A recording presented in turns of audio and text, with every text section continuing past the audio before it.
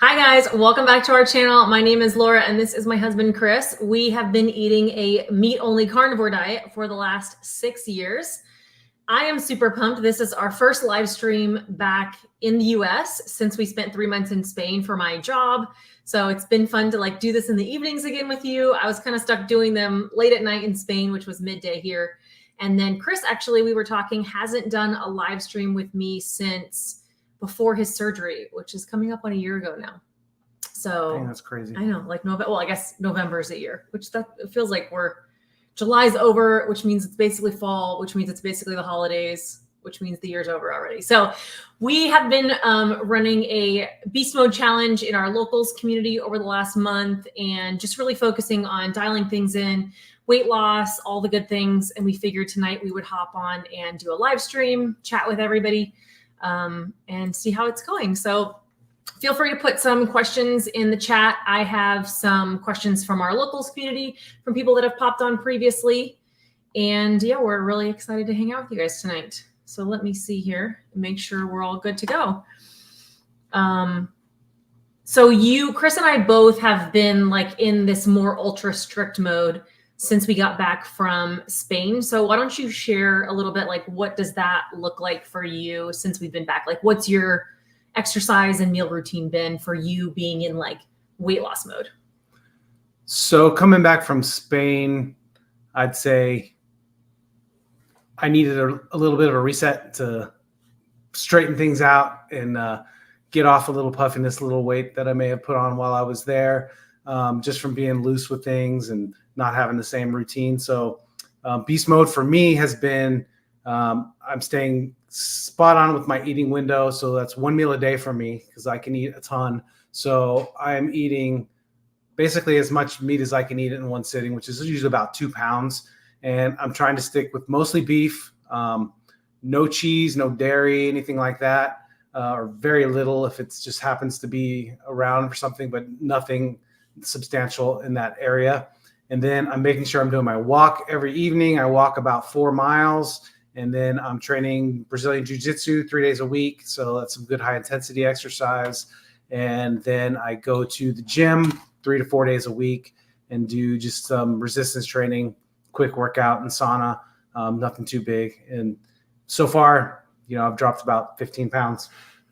Which I would say probably half of that was just water weight and inflammation from traveling and eating out so much and just being a little more loose when we were in Spain. And then probably the other half of that was just slow and steady. I mean, you were eating twice a day in Spain. Our dinners were 9 o'clock at night. We ate in restaurants a lot. And then obviously we were traveling to a lot of different countries. So we both have been tightening things up. We're feeling leaner, back to ourselves a little bit again, but it was kind of nice to just not worry about it, I guess, for a while. And that's kind of the beauty of the boundaries that we've fallen into over the last several years, is not going completely off the rails, not going crazy, not doing these things. We've kind of found our normal lifestyle and what that looks like. And then we can tighten it up slightly or go a little more relaxed. We have a family vacation coming up to go visit some relatives, and we'll probably eat twice a day during that time. Maybe we'll snack a little bit during travel days, but we're not eating a drastically different way than we do at home. We just might be what we call relaxed carnivore a little bit, where we're living a little more rigid and strict when we're home every day and all the time. But it's not this on off really drastic change from what we usually do. Right. So yeah, it's been a really good change. So as people are still jumping on, and if you guys have any questions, feel free to put them in the chat. I see lots of familiar names, so glad to see everybody. It looks like this is a better time for people. I see a lot of people East Coast, West Coast, that are all here, and even somebody from New Zealand. So that's probably not too many people in Europe at this point, just because of the time difference. But we do want to let you know, we are super proud that this video is sponsored by Element, which we both take an Element supplement every day. I drink the unflavored version, which is no sweeteners and no flavoring. It's just salt. So you love it or you don't. I fall into the love it category. Chris is in the don't category. It's just sodium, potassium, magnesium, and it just depending on how much you water it down. I put it in a giant water, so it doesn't taste very salty to me. It's just kind of like a mineral taste.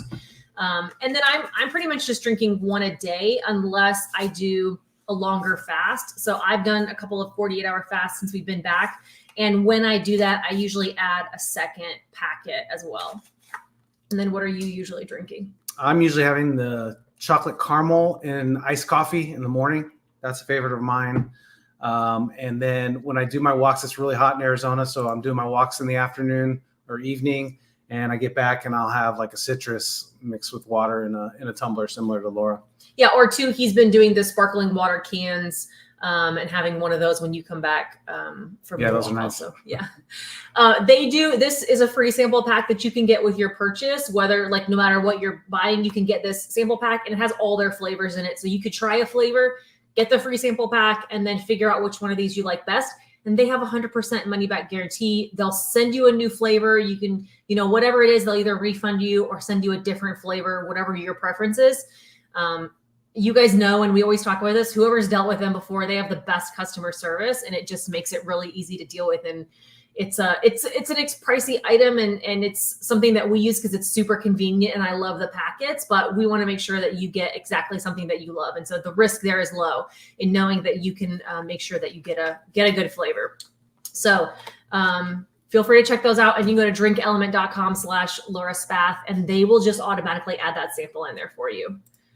And this kind of goes along with it, but somebody said, how are you doing daily walks in this horrible heat, Chris? So it is. I'm just mixing sauna and exercise at the same time, right? So it's currently 108 here. We have an extreme heat warning. And actually, normally he walks about 7 o'clock at night. So that's starting to go down. Like it's not the hottest part of the sun. But yesterday he walked at 3:30 or 4? Yeah, it was definitely the hottest time of the day.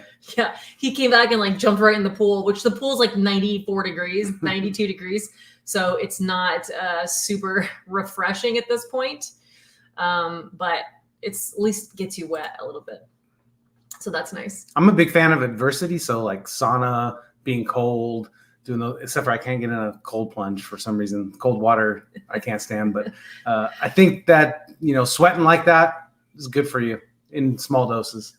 I'm the same way with I don't do cold either, which is why we live in Arizona, but I will go. Yesterday too, I went to and actually after our live stream tonight, I'm going to go sit in the sauna, and it's 180 degrees Fahrenheit, and I'll just go sit in there for 30 minutes and just like makes me feel like I am working out when you leave the gym and the people at the front desk are like, whoa, look at her sweating. She must have had a good workout. And I just kind of sat there for 30 minutes and listened to a podcast and did a little detox. Well, sitting in the sauna, your heart rate goes up as much as it does from like walking. So yeah, exactly. It's like a 30-minute walk without having to walk. That I can do. I get to sit there and sweat for 30 minutes. That's my kind of exercise. So it is good. How are the sparkling elements? I love it. Yeah. I think they're really good. They have that little tinge of saltiness to them, but I don't mind that. The flavors are good. I've tried all of them. Cherry lime is my favorite one for sure. And I love the grapefruit one. And then I think they're just stronger, like because they're mixed in 16 ounces, we are really used to the stronger flavor. If you like really water it down, they might taste a little stronger. That's the only feedback I've had. The bubbles make this strong. Yeah. Not as strong. Yeah. Not as strong as like a regular packet, I guess. It does make sense. Yeah. But I've heard some people cutting them with like a regular sparkling water, but we just drink them straight. Because they are sweet, I usually drink like a half a can and then save the other half for later in the day, but it just makes it last longer. This is a good one. Who went carnivore first? Yeah. No. She started keto first. And I started keto a few weeks after her. Yeah. And then I can't stand vegetables. So when I found the carnivores doing research, I was immediately switched. Yeah. And then she came along not too long after because I cook most of the time. So I wasn't cooking any vegetables. And all of a sudden she's like, wait a minute, I haven't had a vegetable in a week. And she felt better. Yeah. We were always on some kind of diet though. I'll tell you, we were always like starting something or off and on something. Some version of low carb, because Chris, when I was pregnant with Penelope, who she's 10, Chris found out he was type 2 diabetic. And after I had Penelope, we both went kind of low carbish, like back then, like a lot of low carb tortillas or Atkins bars and stuff. I don't think this was even before Quest bars and stuff, maybe, but a lot of bars and tortillas and just chicken and vegetables kind of stuff. And we both I think we both lost 50 pounds. We were feeling really good. I did struggle a lot with, I think I was just restricting fat and calories in general too much. And I really struggled with keeping my milk supply up because I was still nursing at the time. And so I know a lot of people who successfully do breastfeeding on carnivore and keto, but you just have to really keep your calories and fat up. I was just restricting too much, I think, at the time.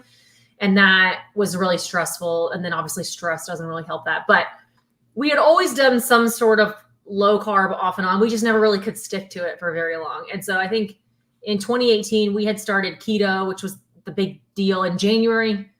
I think we lasted till the end of January and then fell off, and then took us till March, this is pretty typical. You go good for 3-4 weeks, and then you lose your way for about 6 weeks, and then you gain all that back again. And then I started in March. Chris had a pre-planned trip where he knew he was going to eat stuff. And so he started, I think, right at the beginning of April. Yeah. He was a couple weeks behind me. And then I think by a few months later, by midsummer, we were both strict carnivore, and we never looked back, which is crazy to think about. It's really when you realize what your baseline is, our normal has now and forever will be carnivore. And yet, we, like I said, we have what our bumper rails are that we're okay with, where we can tighten things up and go back again. But we're able to say my normal every day. And that helps us from going off the rails and getting back on in this crazy yo-yo that we used to do of all out and all in. We now have just found what's our normal everyday lifestyle. And it's made it a lot easier to stick to more consistently. I have some questions that people submitted from our locals community. So we have a community where I post every day for free. It's a community you can join for free. You can read everything for free, but then there is special perks for supporters. You can send a super chat and I'll answer those today. I'll answer as many questions as I can. I'm going to take questions from our supporters and locals first. And then also I'll take super chats. You could send a super chat and we appreciate it. But also instead of that, you could come be a supporter for $10. And then I do live streams like this every week where I can answer every single questions. You can post questions. There's people in there who post their progress. They do accountability posts. Here's what I ate today. They ask questions. You could ask me questions all day, every day. We kind of support and encourage each other, and everybody's in there for accountability and just to kind of talk things through. So it's pay $10 and be there full time with a whole community for a month, or send a super chat. Both are, supportive, but you don't have to do that. This is why we have locals, is a community where we interact. Chris does posts in there a couple times a week with me, and he answers questions, and he's in there. He does no other social media. He does a YouTube video if I drag him into it, which he's in my next one, by the way. And then he never does anything on Instagram ever, but he's in locals pretty regularly. So we have a great group of you guys in here. So one of the questions, though, from locals was, what tests or blood work do you recommend my husband ask for? This is a Chris question. He's better at that than me. Fasted insulin, C-peptide, C-reactive protein, cysteine C. What do you think they're what do you kind of just briefly Notice I say, didn't say anything about cholesterol. Right. Maybe triglycerides and HDL, but that tends to be a different kind of rabbit hole. But when I go for a blood test, the most important thing to me is going to be my fasted insulin, my A1C.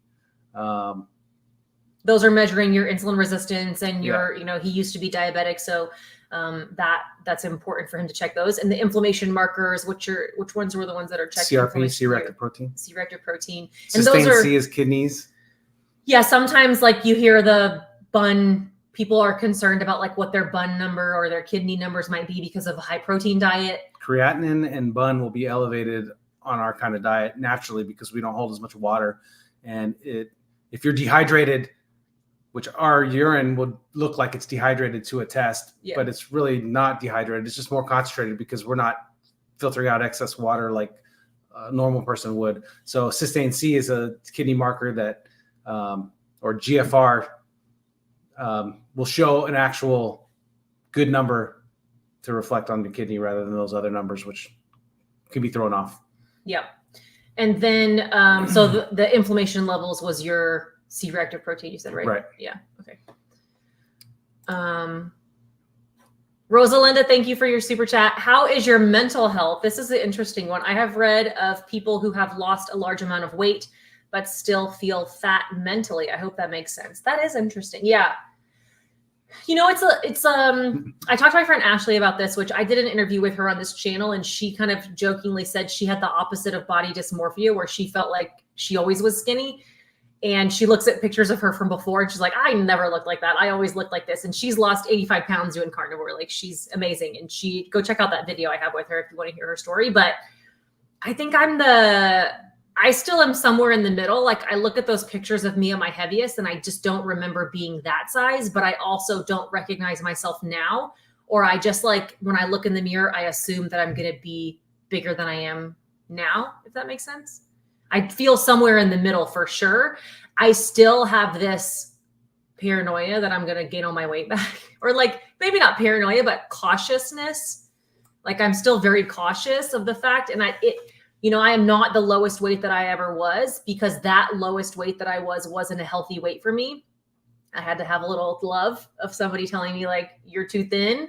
This is not healthy at some point. And so that's also mentally hard. Like, it's been harder for me to realize that, like, I can't see the lowest number on the scale forever. That wasn't great. So like, sometimes the most aesthetically desirable weight might not be the best for you physically, which is kind of a hard pill to swallow sometimes, especially in this. Oh wait, you're not saying you want curve. You're saying, say that. I thought you. No, I'm saying, I'm not speaking for you, but I'm saying someone might want to be as thin as possible. Yes. And might think that that's best aesthetically to the eye, to themselves, or to somebody else. But their body might be saying, no. Yeah, that happened to me for sure. A woman should have a certain amount of body fat and yes, curvier. Like that, there's just, there's some body builds are genetically that aren't like that. But in general, yes. And if you try to force against that by restricting and going so hard and so hard and so hard, everything kind of falls apart and cortisol goes up and you're stressed. And it's a nightmare when really your body's saying, hey, you know what? We're happy right here. That's where we want to be. And then sometimes that's a difficult thing because mentally you're like, I just want to be skinnier, and that's been a really difficult thing for me for sure. So it's definitely a balance of all that. And then you're not speaking about this. I don't think this was your question also, but I will say that mentally, like, there will be months, weeks, years even where I'm just like, this is awesome. I feel great. I could do this for the rest of my life. But I still go through periods of time where I feel like I'm grieving and I just want to feel normal, where like, why can't I be that person who just like eats what I want and then does, like eats a couple bites of this and is not triggered out of control. And I think being in Spain or coming home from that trip, and like, I feel like I'm in that place right now. And I've shared a lot with my locals community about being in like a food funk where it's like, it's fun to get back to our normal routine here, but also why can't I just be normal? Even though that normal isn't healthy, or most people aren't normal. Most people have this weird broken relationship with food, and what we see from the outside isn't real, but you still sometimes have this like feeling of loss. And it's not profound, but it is something still that like I go through cycles of. And then I have to say like, okay, maybe I've been under eating. Like maybe I'm not nourishing my body enough that it's leading to that a little bit. I don't know. Chris doesn't deal with that as much as I do. Thank you, Rachel. You're so sweet. I don't see a question on there, but thank you in general for the support. That was really sweet. Okay, wait. This is where I don't know how to get rid of this stuff. What? I'm trying to get rid of things and then it comes back. Okay, wait. 2 double clicks. Okay, this is a good one too for Chris. This question comes from our locals supporters. Chris, if you could go back and change anything about your journey with Carnivore, would you? I think I would have started immediately and not ate all that spinach and broccoli that you made me eat. That's the first thing that comes to mind. But I really can't. I think it went once I committed to that approach, it went smooth as silk for me. I know that's not going to be everybody, but or it was simple, I guess. Yeah, it's definitely simple. It's not always easy. Yeah, and it was kind of, I think where you're at mentally and your commitment to it is going to determine whether it's easy or hard. Yeah. And at that time, I was ready and I was committed, so it was easy on both ends. Once I lost that weight and met my goals, then it's become more of a challenge. Here and there, it gets a little more difficult. But yeah, I always hate talking about that. I think maintenance is harder than weight loss because there's you feel bad. I don't want to discourage people from weight loss, or when weight loss feels really hard, you don't be like, well, it just gets harder. Like, no. Or it's like, I don't know, I always relate it to like raising kids where you feel like infancy is the hardest of all. And then when people who have teenagers, they're like, I would give anything to have an infant again. Like it just gets harder the older that they get. But I think it's just very different. Like the mindset of maintenance is just so much different than weight loss. Weight loss is more it feels more temporary when it's really not. And that's the point, is you can't live in this mindset and you can't live in a way that's temporary with like this, I'm going to lose weight and then go back to normal mentality. We've both done that so many times, but that's why people gain all their weight back again. Like it might be slower to lose weight, but you have to lose weight in a way that you can keep it up long-term, or you are just going to go back to the way that you were before. There is no like going back to normal after you lost X number of pounds, because that you'll gain it all back again and you'll go back to all the same metabolic problems that you were having before. And so there is this like, once you feel like you're at your goal, then it's this huge mindset shift of, okay, but I still have to do this forever. And so we both have like an interesting, I don't know, obviously that was harder for me, but I think most things are mentally harder for women in general. Did you make the cottage cheese flatbread? Oh, are you going to try cottage cheese flatbread? No. Chris would never eat anything like that, ever. We did not in general. I use cottage cheese for the egg bites that I make for Penelope, and I eat those occasionally, but we're not big, like we've never made the egg white bread or the carnivore. We do protein pancakes using Equip. Honestly, that's for the kids. Chris he like would nibble on a leftover of somebody's leftovers, but we are not really big like replacement recipe people, mainly because for us, it just triggers us to want the real stuff. If I eat carnivore ice cream, I'm going to say this is terrible and I want real ice cream. And that was the same thing with like carnivore bread and carnivore, whatever. Those are not things that we really incorporate at all. We use them more for the kids. Like the kids love the pancakes. And so we might have one occasionally for that. Occasionally like those cheese shells for tacos. Oh yeah. We'll do either the pre-made ones, or we have that video where we did the cheese shells. We talk about this all the time, like, wanting to do more recipe videos for you guys, like making, if you have any suggestions, feel free to put that in the chat, but using like a one recipe video. But most of what we eat is grilled pork chop, grilled steak, grilled chicken, grilled picanha, grilled shrimp. Like it's a one item, bacon, eggs. We're not really doing a lot of recipes. And so we did the meatballs, which I eat those right now. I'm eating those almost every day. And we've done like the cheese shells and the shredded taco stuff. But for the most part, we don't really have recipes. So it's hard for me to, my chicken salad, I do eat that. Chris would never eat that. This is why carnivore works for him, because all he wants is a steak. He's never going to eat, like me cooking. This is also why he cooks. Me cooking for him before carnivore was impossible. If it had a sauce, if it was two foods touching, he was never going to eat it. Never. Me caveman. Yes. Antonio says, thank you very much for the super chat. Good night and always good to listen to you. Hugs from Brazil. Brazil, first of all, bucket list. We're going Ask the kids. We're going in 2026. Brazil and Argentina. That's what they say. Yeah. Argentina, Uruguay, all the good meats down there. I started with 273 milligrams DDL glucose. Now I'm down to 96.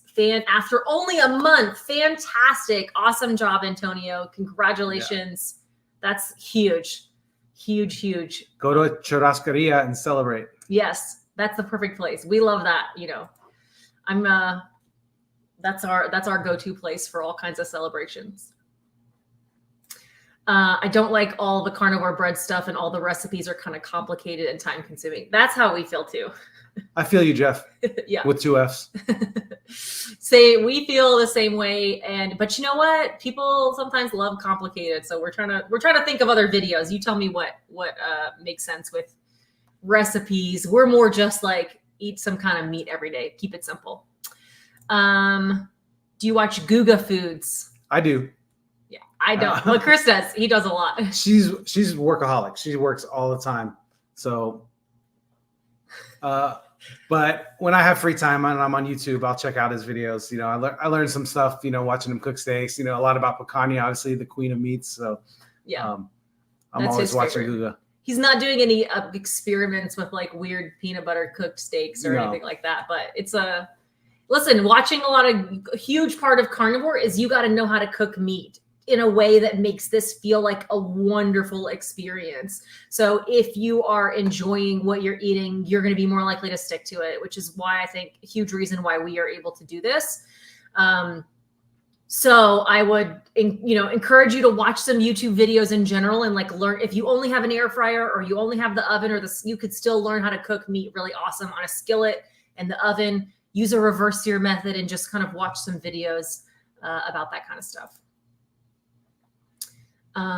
Let's do another one from our local supporters. What's one thing that has kept you successful on this journey? What do you think? Yeah. Each other, accountability. Yeah. That's one big thing. And that's hard because not everybody has that. I do think that has contributed a lot to this bringing us closer and not making us like, I probably would be more resentful if he was still, and I don't think I would have, I'm not strong enough. Those of you who are doing this alone are so strong. And I just like send you so much encouragement. And that's not to keep plugging it, but that's part of the reason why the community is so great is because you sometimes feel very alone, and without some type of community, it can feel very isolating and be really difficult to stick to this. And so us doing it together, community really helps. And I think, like I just mentioned, cooking, you have to, if I wasn't enjoying the food that I was eating, think about I don't know about you, but I've done like trying to lose weight on lean cuisines, slim fast shakes, chicken and broccoli, like super low calorie stuff. You just can't keep that up for long because the food is miserable. Like, I'm just not one of those people, maybe some people who can feel like food is fuel, but I'm somebody that really has to enjoy the food. And that's a big part of why there's multiple reasons, but that's a big part of why carnivore is really helpful, successful for us. My mom, I lost my place. Let's see. Sorry, guys. It's really, I'm trying to catch up on all this stuff. Okay, wait, we have one more from locals supporter. Is there anything that you know now that you wish you know when you first started? That's a good question.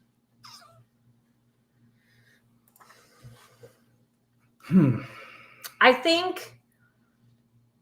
do think I wish I had thought more about long-term, because we did go like hardcore. I mean, this is not your answer, but this is my answer, is that like, I was so all in with like trying to lose weight as fast as possible. And I did so much fasting and I was under eating, honestly.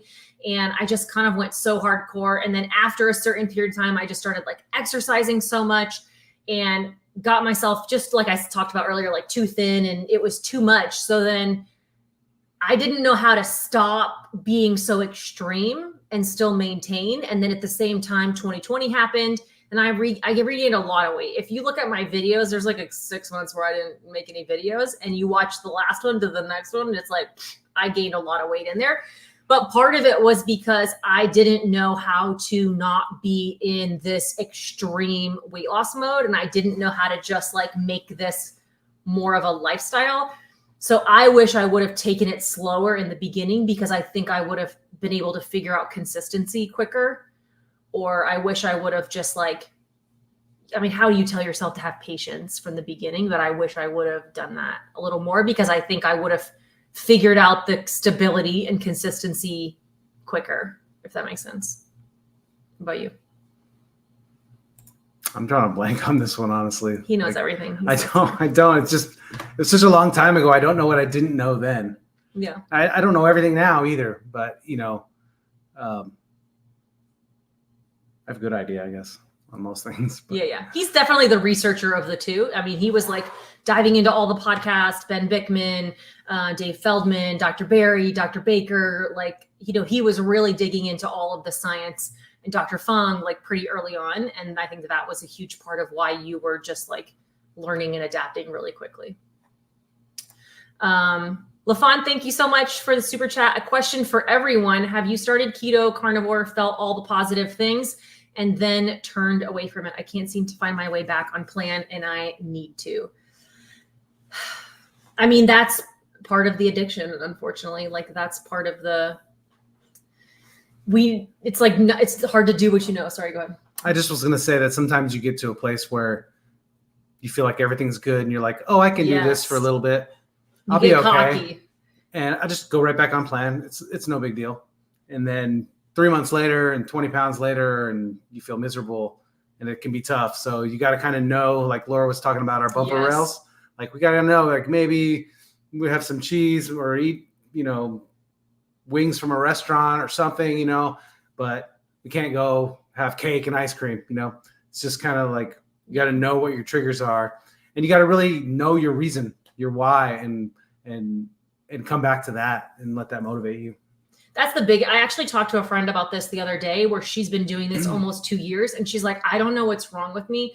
I was doing so great and so consistent for like almost 2 years. And then a few months ago, I just like fell apart, and I just can't seem like I'm back to my old behaviors. Like, I don't know what happened. And I was like, that is part of it, is that you get cocky. You think, I've come this far. I've learned so much. I can handle it.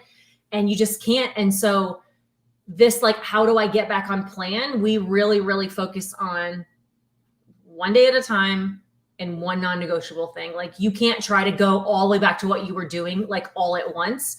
It has to be this, like, tomorrow, I'm not going to eat sugar. I'm not going to eat sugar. I'm not going to eat sugar. For one day, my non-negotiable, no matter what happens, I'm just not going to eat sugar. And we really have to focus on that, or like, what's the food that's triggering you the most? And it's just about giving, like, how do you give yourself a win for the day?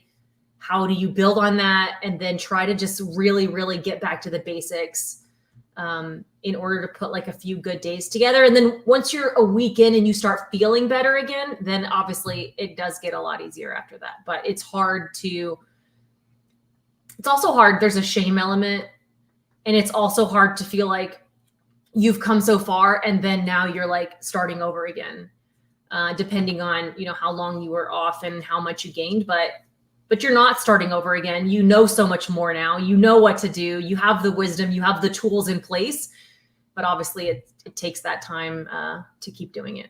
So that's a challenge for sure, but we wish you luck and support. Up the Trail said, how do you handle food at family or social gatherings? Also, do you drink alcohol? You want to do the second part? When you say, do you drink, I don't drink alcohol. I wouldn't say yes to that question, but every 3 to 6 months, I go out to California and hang out with my buddies I grew up with, and I'll drink some like truly low carb drinks. That's a real rare thing once in a while. Yeah. So I think regularly incorporating it isn't going to be helpful. I mean, it's definitely like not good for you. It's not going to help you reach your goals. I think for most people, it's going to make them gain weight, be inflamed, or set them back. Trigger bad decisions. That's trigger bad eating decisions. Because after you have a few of them, you kind of want the chips and the salsa and the pizza. How do we handle food at family or social gatherings? So I try to make sure that I'm in control of some of the food. So I offer to bring something, especially when we were earlier on. Like, I remember the first time we went to some friend's house and they didn't know anything about the way that we ate. They were like, hey, come over for lunch. And I knew they had a grill and they were going to grill. And I was like, hey, why don't I bring something to throw on the grill with whatever you guys are already doing? And so we did that. we host at our house, like most of the time. Like, when's the last time we went to somebody else's house? Right. Nobody invites us over. We have people over at our house all the time, mainly because then we can do the cooking. But and by now, all our family knows Yeah. what we do, Right. and they bend over to try to Yeah. accommodate us. You know, my grandparents live in West Virginia. They have a grill that the only people that use it is us when we come to town. And when we go, then we bring all of our own meat. We do all the meal. Like, we love cooking for people. So even if we're like, especially close family, we offer to cook for everybody. So that way it's not an inconvenience there. You know, I do a lot of meals. Like, a great way to feed a crew is like some kind of taco bar or fajita bar where we have plenty of meat that we need. And then there's other stuff for the other people, no matter if you're keto, carnivore, or totally standard diet, you can eat something on that, or having a meat with some sides. I travel a lot for my job. Obviously, we just spent 3 months in Spain, but like, I go on work trips, like corporate event trips. I'm leaving Sunday and I'm going to be in, you know, out of state for a couple of days. I bring a lot of my own food for when I don't have access to anything. But I could find like a bunless burger or something pretty easily. And honestly, like, when I'm meeting new people and new coworkers, like, obviously we share our life on the internet, but we kind of don't really talk about it. It's like, oh, I just do like a low carb thing. Like, just don't eat the bun. It's not that weird anymore to like eat a burger with no bun, or not really make it a big deal. But I would tell you, most, especially in like social gatherings, you know, you're drinking a little club soda or, you know, diet sparkling water or whatever. And most people are not going to realize that you're not eating or not drawing attention to everything. So that's kind of our advice there. Whitefinch says, thank you very much for the super chat. We are planning a trip to Disneyland. I usually eat like 12 churros there. How do you plan things when there's so many sweets and stuff? So that would be my non-negotiable if I was you, to go to Disney and say, I've had the churros before. I'm a delay gratification person too. It's like, I've had them before. They'll have them next time. This time, just today. One day, I'm not going to eat churros. Just today. Maybe you're there for 3 days. It's like, I'll have them tomorrow. They'll be there tomorrow. They'll be there tomorrow. And then the second day, it's like, okay, I made it one day. Like, they'll still be there tomorrow. They'll still be there tomorrow. By your third day, it's like, okay, I had them before. They'll be here next time. And it's like, I literally just lie to myself and say later. Let's go on this ride and get one later, and then later, and then later. And to me, it's like delaying things almost kind of helps trick me to not do it. But if you say like, you can never have a churro ever again, a lot of us are going to panic and just go eat 12 of them. But you've had it before and you can have it again someday. Just this time. It's just, you know, right now you're going to choose not to do it. Have a turkey leg instead. Bring some extra food that makes you feel special. Like, find another way to make the food there feel special for you, so you're not feeling so at a loss the whole time. right? And just saying like, it'll be there again. This is not a scarcity situation. Like, next time it's fine. I don't know. What's your advice there? Your advice is great. Like, it's tough. You just, Suck it up. you just can't do it. Nope. Yeah, I mean, say that. Like, you're gonna walk around all day. It's gonna be hot. It's gonna be miserable. Like, You're how gonna much smell it. It's worse? gonna be prepared for it. Yeah. You need a contingency plan to know how are you going to avoid it. Maybe you don't even go down I know they're probably everywhere. I've never been to Disneyland, but you just say, you know, that's all of it, you know. But it's give yourself a backup plan. Like, already know, what are you going to have instead? What are you going to do instead? And then I just delay. That's my biggest thing. Sarah Armstrong said, we are carnivores that are moving to Spain soon from the US. What's your advice for fellow carnivores moving to Spain? You're in luck. It's the best place to be carnivore. It's such a good place to be carnivore. Visit all the Argentinian restaurants. Mm-hmm.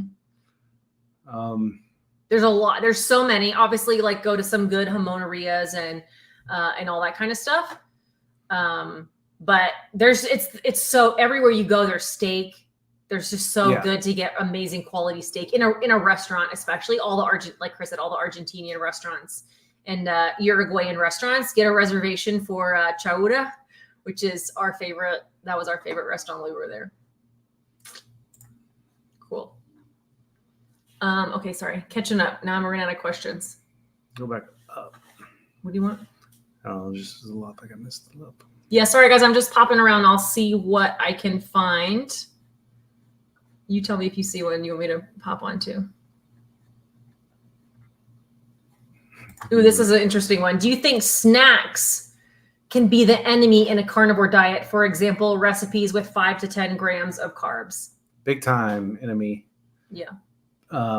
If they've got 5 to 10 carbs in their snack, first of all, they're not carnivore, because I can't think of anything that would fall into that. I mean, recipes with maybe cheese or something. 5 to 10 grams of carbs would be like a pound of cheese. Oh. So I'm assuming, I'm not quite sure exactly what you're talking about, but for me, like, if I'm eating my meals right, I don't need snacks. I understand some people's lives just aren't that easy to manage that way, but you can find, if it's like some sort of jerky or something like that, those are good options if you have a pinch. Bacon, things like bacon, you can leave at room temperature in a bag for all day. Yeah, I travel with like pre-cooked. I travel with cooked bacon all the time, or jerky, things like that. But definitely, if you're snacking every day with 5 to 10 grams of carbohydrates, that's going to be problematic. And this is Antonio, so he's already lowered his glucose quite a bit. So Right. if you're in a more stable place, it's not going to be as bad as if you are trying to lower your glucose or insulin resistance, but it will slow down weight loss. I mean, one of the benefits of also I'll go back and say, why do you need a snack? Dr. Sivas always talks about a snack is always an emotional event. So are you snacking because you're hungry? And if that's the case, like, what did you eat before your meal previously? Like, why are you hungry right now? It's maybe you didn't eat enough previously, or are you just stressed or frustrated? Like, I've been sitting at this desk, honestly, since 6:30 this morning. And a couple times you just need to get up and stretch between meetings at work. And sometimes where do you go? Like, if you're in the office or if you're work from home, you just wander to the kitchen or let's not, be careful of those emotional snacking reasons. So that's what I would wonder, This is one. When is Chris going to do another update post surgery? Honestly, neither one of us have really done. Yeah, this is where our biggest thing is. I think I'm like a year and a half out, and Chris is almost a year out. Neither one of us really, I guess I just don't think we would know what to say. It was the best decision we ever made. Best decision I ever made. You're happy with it. Thanks, man. We're happy. I guess I just don't know what else to say. If you have questions, please, we will happily answer them. Yeah, it's been nothing. Obviously going through it all was a trying time and not necessarily fun, but the results I'm happy with. And, this far out, I don't really think of it day to day other than I really don't, but I'm much more comfortable, putting clothes on that fit a certain way and things like that. And yeah. Yep. Rachel asked, how long did it take before you started to see your glucose start dropping? For me, it was almost immediately.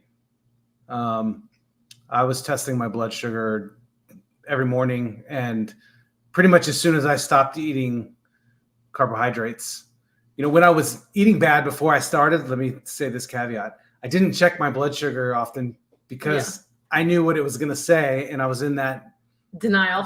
Like, if I don't check it, it's not bad. Yeah. So if I don't step on the scale, you can't tell that. Right. And I kind of do that in other things. Like, it's kind of a natural tendency for us to do that. But sometimes I'll be like, I'm not going to weigh myself. I'll wait till next week or whatever. So when I started, I probably actually didn't check my blood sugar for the first at least a week or so. Yeah. And then when I checked it, it was 80 in the morning or something. I'm like, well, I guess I don't need to be taking these medications anymore, And then every day it was the same. Check it after a meal. Maybe it'd go up to 100 and then 105 or something, and back down into the 70s and 80s. And it was relatively quick. I'm not saying everyone's going to have that kind of experience, but it went quick for me. I will encourage you. We have a video that we did about a month ago called 3 Steps to Reversing Type 2 Diabetes that Chris came on and talked about. And one of the things we talked about in there is how long until you can expect to see results. And part of that is how long have you been sick? How much glucose is kind of stored up inside that you need to burn out all that junk that's fat that's in your organs, and how much that's all burned up. So how much fasting are you doing? there's a lot of factors that can come into play. But if you are in, like, we were eating hundreds and hundreds of grams of carbs a day to none, that obviously there was a drastic improvement in glucose there for, I guess I never tracked my stuff back then, but especially for Chris. But a lot of it can depend on like, how long have you been sick? How sick are you? And what were you doing before and what were you doing now? So it's not really a specific answer. Sorry about that. Somebody asked if you guys incorporate fasting. We both do. Chris just eats 1 meal a day every day. That's his fasting. I usually eat 2 meals a day, and then I'll do, if I'm in, like right now, I'm like weight loss, beast mode, trying to lose weight, I'll do a 48-hour fast for that. Like what I eat pretty much doesn't change if I'm like, especially my meal timing and stuff doesn't really change if I'm trying to lose weight or not. I just do more fasting. So intermittent fasting, we both do that every day, I guess. Chris does a longer window than I can just because he can eat more in one sitting. And then he really hates doing 48-hour fasts. I did them a lot when I was you needed to losing, and because I needed to, you know. So I guess why I was did in you this need to? dedicated mode, you know. I was aggressively chasing the results, you know, and I was seeing the results, so it was addicting. It was like, oh, I'm going to do another 48 because I want to lose another 5 pounds this week, and so on and so on. But once you got down to like, and I met all my goals, and it's just like, man, I don't like, not even, I can go 24 hours without a thought. I'm not even really hungry. It's not a problem. But after that, it's like, why am I putting myself through this? Yeah. Well, and he needed to do some fasting at first to lower that glucose. So if you want to lower your glucose, like Rita mentioned, quicker, you know, I always talk about my mom was keto and then carnivore, and she was like pretty strict carnivore for 6 months, and she couldn't get off of her diabetes medication, and she couldn't lower that baseline glucose until she started incorporating 36-hour plus 36 or 48-hour fasts. And then she like really saw her baseline glucose drop. So, you know, I use it for, I would rather, Chris would rather eat leaner if he wanted to lose weight, and I would rather just eat what I want to eat and then I would rather do a 48-hour fast, and he would not. So it's kind of like you can pull a couple of different levers in terms of weight loss. Up the Trail, thank you again for your kind super chat. What is your workout routine, and did it play a big part in your weight loss? My workout routine when I was losing weight was literally just a walk, 45 minutes to an hour walk every afternoon. And that was it. And I think it was a big help in the diabetes reversal and the blood sugar regulation and maybe the weight loss. But I still subscribe to the opinion that 90% of weight loss happens in the kitchen. Yeah. It's not, you can't exercise away the weight unless you starve yourself while you're doing it. And that causes all kinds of other problems. I just don't think that's, you know, if you have more muscle mass, if you're lifting weights, obviously that's going to help you be able to eat more food and process that food out and lose weight that way too. But for me, the biggest bang for your buck is always diet, and it's easiest, and putting too much on your plate during that time can be overwhelming and cause more harm than good. So I didn't really start doing anything other than the walking until after I had met my goal. And now he goes to the gym 3 days a week, more 4. He walks every day still. He does jujitsu 3-4 days a week. Like, right. He's Mr. Athlete over here. I do not. I sit at this desk I'm from morning just an until old man night. trying to keep walking upright. That's what I'm trying to do. I do nothing. And I think, so I had lost like 100 pounds, and then I heard all this stuff like, oh, loose skin, which I had a ton of loose skin. And so then they're like, well, do fasting and exercise and you'll get rid of your loose skin. So I just went like super hardcore with fasting and exercise for like 6 months, maybe not even 6 months, maybe like 4 months to try to resolve that. Did not do anything, nothing, by the way. And it totally tanked me. So then I didn't exercise for several years. And then I guess I kind of go off and on where I'll hit the gym for a couple of months. I was doing pretty good about it before we went to Spain. And now I'm back to doing nothing. I did nothing again. So I think exercise has played zero to do with my weight loss because I've never really done it consistently. However, I know my arms and legs need to build more muscle and are toned. I still have a lot of excess skin in my arms and some, jiggle in my wiggle legs. And so I know I could tone them. And obviously doing exercises is really important. I believe in it. It's super important to do. I'm not that good at it because I hate it. I also think too, if you're under eating or struggling to eat a lot, then adding exercise can be helpful. But that's the big thing for me is the minute I start exercising, I used to take like those body pump classes or these like intense exercise classes. I'm hungry, like way more. And then I feel like the scale starts going up and then I start panicking a little bit. And like, you have to get past that mentally. But I think that if you are struggling to undereat, adding in some exercise actually can help you eat more because it's going to ramp up your appetite a little bit. Rita said, I love fasting, but I really have to watch that I'm not under eating when I'm doing intermittent fasting. And that's exactly why I can't do one meal a day, because I just get too satisfied. And then I end up, it's like I'm eating 800, 1,000 calories and I just can't do it long term. And so I also feel like if you're doing, like, we get a lot of fear around fasting in general, especially longer fasts. And the problem with that isn't the fast. Like, the fast itself isn't what's hard on your hormones. It's the under eating the rest of the time and adding fasting together. Then it's kind of like a double stressor on your body. Or if you're over exercising and fasting, and, you know, fasting is a stressor, but it could be a good thing for a lot of reasons that we talked about. But if you're adding a lot of other stressors on top of it, then obviously that can end up being a bad thing. Jamie Stone. Where? This one? Yeah. Jamie said, I want to know, instead of pork rinds, can I eat chicharrones or pork fried fat like cracklins? Yes. I think the main difference. I eat them all the time. I love them. The main difference is pork rinds, I think, sometimes they're used interchangeably, but pork rinds tend to be just the skin, while chicharrones might have like meat on them as well. Or fat on them, yeah. Bigger fat chunks. Or I prefer chicharrones. Yeah. To the regular pork rinds. How do you start fasting that long without feeling sick or headaches? So number one, if you are coming off of carbs and you're fasting for that long, you're going through carb withdrawal and it's going to feel really terrible. That's why people are like, oh, I'm going to start tomorrow. I'm going to do a 36-hour fast. Like, you go for it if you can, but that sounds miserable. Like, physically, you're going to your body is searching for those carbs.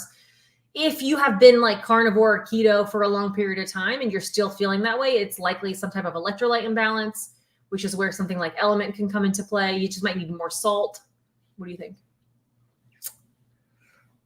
I agree on the electrolytes. You could have low blood sugar or low blood pressure. Actually, something that a lot of people don't think about is when you're fat, the longer you fast and when you're on this type of diet for a while, your blood pressure could come down quite a bit. I was actually on blood pressure medication when I started and found myself getting lightheaded and dizzy and having all kinds of problems like that. And I checked my blood pressure and it was like 100/70 or something, like really low. And I was like, oh, I guess I should stop taking this medication. So if you're fasting for a long time, that could happen. If you're on a medication that already lowers your blood pressure, you could run into trouble with that. Yeah, definitely. How do you deal with the guilt of wasting food or money when letting carb items go in your pantry? It's hard. It's definitely hard, but it's knowing that like those foods are only making you sick longer. And the quicker that you can get them out, I mean, donate them, give them to somebody else if you can. But if they're not good for you, they may not, you don't want to give them to somebody else. But if that helps, we've definitely done that where we've purged and given a bunch of stuff away before. But it's only going to keep you sicker for longer. And think about how much better off you'll be if you can just get rid of them and start fresh. And how much you'll save eventually from that. Yeah. Save people focus on like food costs, which for us carnivore, the food compared to the food before is much cheaper. Like, we spend way less on carnivore than we did on our food before, mainly just because of snacks and desserts and all the different things. But just in general, what we were spending on doctors, medications, procedures, just the couple of months before we started carnivore, which is part of what led to my rock bottom. I was visiting like a colorectal specialist to talk about surgery to repair some hemorrhoids. And I still get embarrassed talking about this. And then I had an ultrasound on my gallbladder because I had gallstones. I was seeing my gynecologist because my hormones in my cycle were completely out of whack. And like, so I had seen like 3 specialists within a matter of a month, and I was having all these tests run and like just wild stuff. And it's so expensive. And so just Chris obviously had diabetes, was seeing doctors and prescription. He was on like 4 or 5 different prescriptions at the time, taking tons of supplements. You know, big clothes are more expensive. That's a really wild thing to say, but I travel so much for my job. Like larger size clothes are so much more expensive, and they take up so much more room in your suitcase. It's just like everything is just more, it's so hard. Like being overweight is so expensive. Yeah. And it is really hard. Like this is not what your question is, but I just, you know, I travel so much. Every time I travel for my job, I just think about how stressful and emotional and just difficult it was previously. And I never will take that for granted. Like every time I buckle that seatbelt on the airplane, I have like this moment with myself of like, holy cow, I can't believe this is how far I've come. Larry said 365 days of carnivore as of yesterday, 127.5 pounds gone. Fasting is super important. I agree. Totally agree. Congratulations, Larry. Congratulations. Everybody give Larry some love. Congratulations. Yeah. Incredible job. Keep it up. That's a good place to.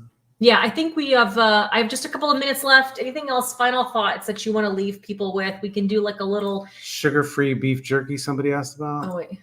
Sorry. Thoughts on sugar-free beef jerky? Hey, if it's sugar-free and it's meat, I'll eat it. Yeah. But I watch for other ingredients though, soy and MSG and things like that. So you could get kind of tricked into something. So just check those ingredients. But yeah, we love carnivore snacks because there's none of that stuff. There are some sugar-free jerkies and stuff that we use. Tillamook is a good one. And then make your own a lot too. That's pretty easy to do. Yeah. We appreciate you guys hanging out with us tonight. Yeah. I do a live stream every week in our locals community. Chris is in there. You can ask him questions daily. We just hang out there constantly. I do a post every morning there that just hopefully gets you like thinking and reflecting and helps encourage you as you're trying to be healthier in your life. That you can join and read those for free. I then also it's kind of like the email list where if there's an equip sale that's happening right now, which is actually today's the last day, so I'm not even gonna get into it, but that for the protein powder and everything, I send out like information, live streams, videos through email, through locals. That's all for free. And then if you are a $10 supporting member, then you can get to join the live streams. You can post your own stuff like a Facebook group where you then can share and do all that good stuff. So, meet people around you. We're going to do a meetup coming up in a couple of different cities that I will be in. There's some that are happening in local areas. It's just a great way to get to know people in your area and get some support community. If you're feeling really alone and discouraged, there's a lot of people there that are feeling the same way and are going through it, and we can all help you. It's so much more than us. That's what I try to talk about. Anything else? Last thoughts? What do you got? I got nothing. Thanks for hanging out, guys. We'll talk to you soon. Bye. Bye.